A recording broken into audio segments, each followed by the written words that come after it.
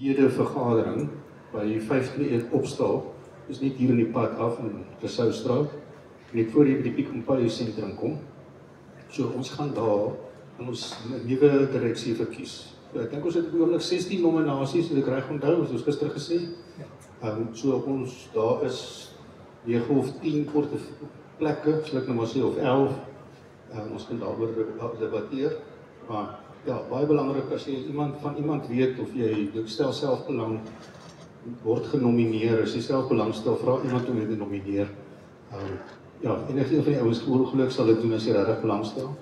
En ja, wat ek kan sê, dit is nogal, dit is nie baie harde werk nie, maar mens moet baie kere op vreemde tye werk, en mens moet kere met die hard werk.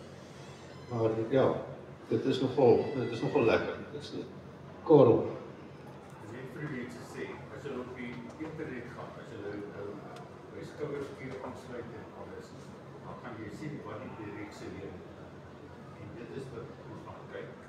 En dit is waaroor jy by die internet inkom, dat jy kan sien wat doen die direksie. En waar ons julle Louis, jou vraag?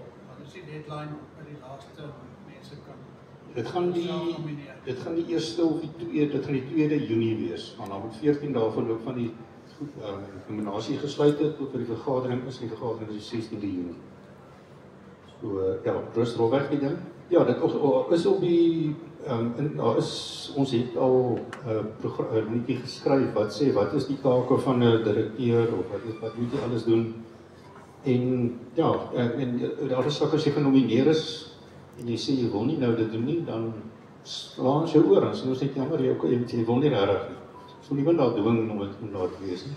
Maar ja, ons wil graag hê die mense moet ten minste beskikbaar wees of hulle self beskikbaar maak. So ek sê dit is regtig lekker werk. Ek geniet dit om elke Vrydag hier te wees. Ja, dit is die einde van daai stukkie. So André, wil jy vir ons kom vertel van jou